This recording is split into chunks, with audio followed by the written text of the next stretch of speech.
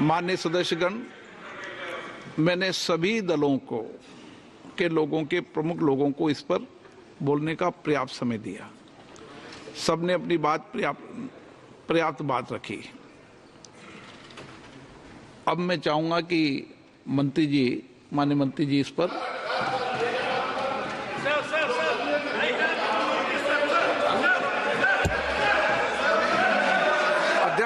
आदरणीय अध्यक्ष महोदय जी,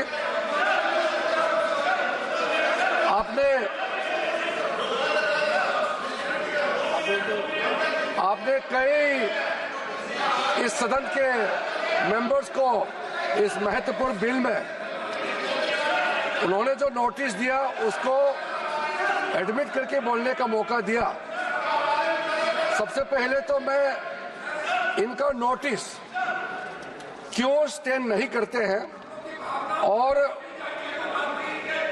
जो भी पॉइंट्स उन्होंने यहां ऑब्जेक्शन के तौर पर रेज किया, यहां उसको एडमिट क्यों नहीं करना चाहिए, मैं संक्षेप में बताना चाहता हूं। उसके बाद जितने भी इश्यूज आज यहां उठाए गए हैं उसको मैं आपके अनुमति से विस्तार से एक एक पॉइंट का मैं जवाब देना चाहूंगा।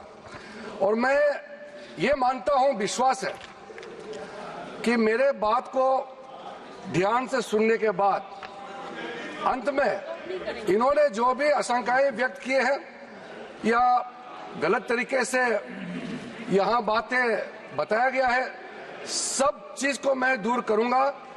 और मैं सिर्फ उम्मीद ही नहीं, यकीन है कि इस बिल के बारे में सब कुछ जानकारी प्राप्त करने के बाद इस हाउस के जितने मेंबर्स हैं सब इस बिल को समर्थन जरूर करेंगे।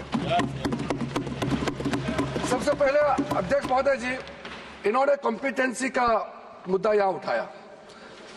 मैं पूरा जिम्मेदारी के साथ आपके माध्यम से सदन को बताना चाहता हूं, इस बिल में जो भी प्रावधान है आर्टिकल 25 से लेकर के 30 तक किसी रिलीजियस बॉडी का जो फ्रीडम है उसमें कोई हस्तक्षेप नहीं किया जा रहा है, ना ही संविधान का किसी भी अनुच्छेद का इसमें उल्लंघन किया गया है।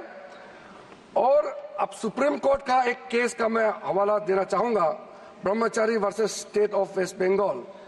इसमें सुप्रीम कोर्ट ने क्लियरली रिलीजियस डिनोमिनेशन के बारे में रूलिंग दिया गया है और उस रूलिंग के तहत वक्फ board doesn't fall within the purview of Article 25 and 26 of the Constitution of India. दूसरा सर, इसमें हमने जो ब्रॉड बेस किया है, किसी का हक छीनना तो बात छोड़ दीजिए, जिनको हक नहीं मिला है उनको हक देने के लिए ये बिल लाया गया है। इसमें महिलाओं के लिए, बच्चों के लिए और मुसलमान समाज में जो पिछड़े हैं, जिसको आज तक कभी मौका नहीं मिला, जिसको दबा के रखा हुआ है, उनको जगह देने के लिए ये बिल लाया गया है। और सर, संविधान के कंकरेंस लिस्ट एंट्री नंबर 10 और 28 में आज के जो विषय हम लोग चर्चा कर रहे हैं वो एंट्री 10 और एंट्री 28 में ये कंकरेंस लिस्ट में है। इसलिए ये पूरा लेजिस्लेटिव कॉम्पिटेंस इस सदन के पास है, भारत सरकार के पास है, इस सदन में ये बिल पेश करने का। अध्यक्ष महोदय जी, जैसे मैंने कहा है, सबका पॉइंट्स को मैंने नोट भी किया, बहुत अच्छी तरह से सबका कंसर्न को भी हमने नोट किया है।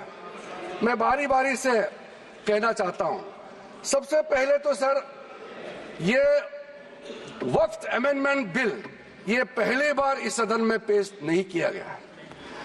अंग्रेजों के जमाने से लेकर के उससे पहले का लंबा इतिहास में मैं नहीं जाना चाहता हूं, लेकिन आजादी के बाद सबसे पहले ये एक्ट लाया गया है। 1954 में सबसे पहले ये एक्ट लाया गया था। उसके बाद कई अमेंडमेंट हुए सर। काफी अमेंडमेंट होने के बाद मैं पूरा इतिहास में नहीं जा रहा हूं, लेकिन जो अमेंडमेंट आज हम लाने जा रहे हैं इस सदन में, वो वक्फ एक्ट 1995, जिसको 2013 में अमेंडमेंट ला करके इस पूरा जो वक्त का पर्पस, इंटेंशन और जिसके उम्मीद में लोगों का सालों तक था कि इस अमेंडमेंट जो लाया इससे कुछ फायदा मिलेगा, उसको उल्टा करके 2013 में ऐसा प्रावधान डाला गया था जिसके वजह से आज ये अमेंडमेंट लेकर के हमको यहां सदन में आना पड़ रहा है। सर, 1995 का वक्फ अमेंडमेंट एक्ट में जो भी प्रावधान लाया गया था, उसको कई लोगों ने अलग अलग तरीके से उसका असेसमेंट किया, उसको देखा है कि वाकई 1995 का वक्फ अमेंडमेंट बिल क्या ठीक है, काफी है, जिस पर्पस के लिए लाया गया वो सर्व कर रहे हैं।